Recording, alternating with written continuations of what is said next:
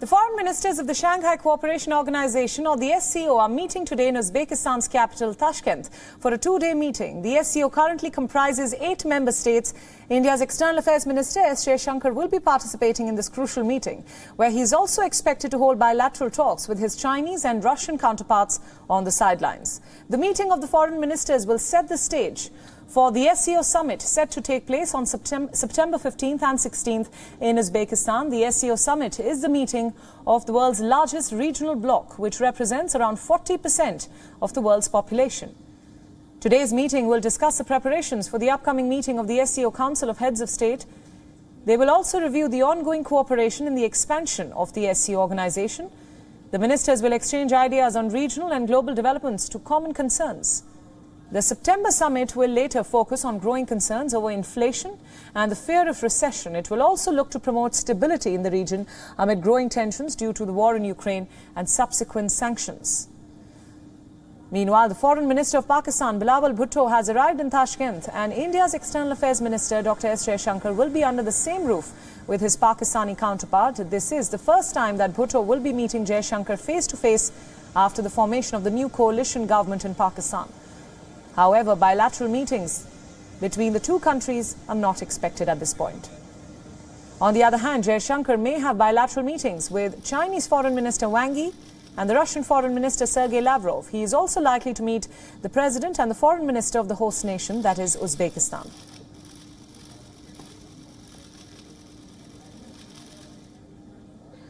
Now, to break it all down for us, we are now being joined by our principal diplomatic correspondent Siddhant Sibil from the Indian capital in New Delhi, as well as our Pakistan Bureau Chief Anas Malik from Tashkent. Anas, we'll start with you. You are, of course, in the thick of all the action. Tell us about the agenda of this meeting. We also know that foreign ministers of Pakistan and India will be coming face-to-face for the first time since a new government in Pakistan took the reins. While there is no outline bilateral, tell us about that too.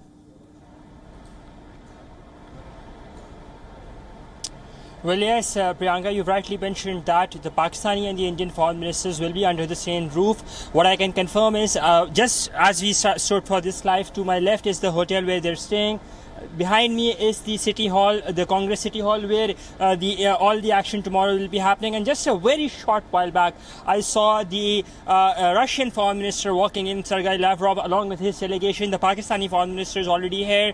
The Afghan Foreign Minister is already here. The Kazakh Foreign Minister is already here. And so is the Chinese Foreign Minister. In a short while from now, we'd be seeing a bilateral meeting between the Chinese side and the Pakistani side, and of course a meeting between the Chinese side and the Russian side as well. There are separate meetings that are to happen on the agenda. Of course, given that the war in Ukraine is something that has very recently happened, so post-war scenario, or in the midst of that war scenario, that is on top of the agenda. Additionally, what has to be kept in mind that this SCO is happening amidst fear of a global recession. So the quest is to find a common ground, not just that, global security, regional security.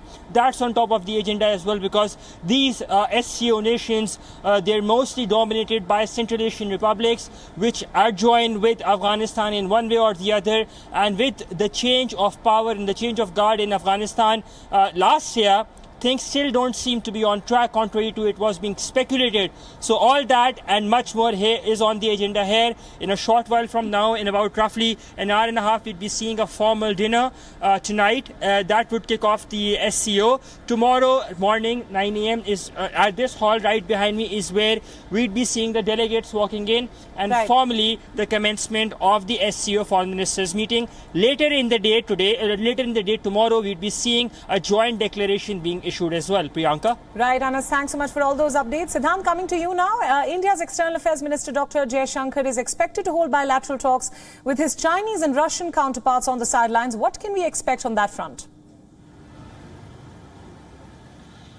Well, of course, this meeting provides ample of opportunity for the Indian side to hold meetings with countries like Russia and others. As of now, there is no confirmation on the number of bilaterals the Indian External Affairs Minister is expected to have.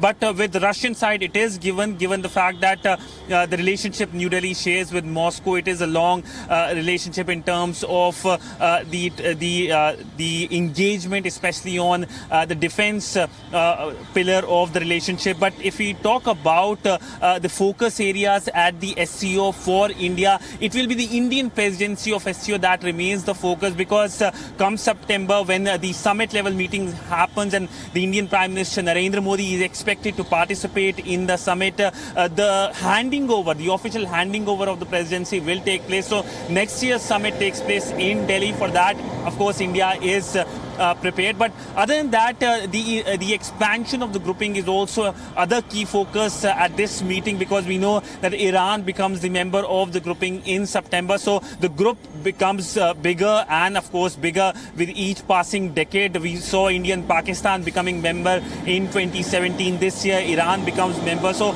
SCO is clearly becoming an important voice when it comes to global affairs. Right, Siddhant, thanks for those updates. In fact, Anas, we'll keep coming back to you for more updates once a big announcement comes from Tashkent. Thanks to both of you for joining us on WION at this hour. WION World is now available in your country. Download the app now and get all the news updates on the move.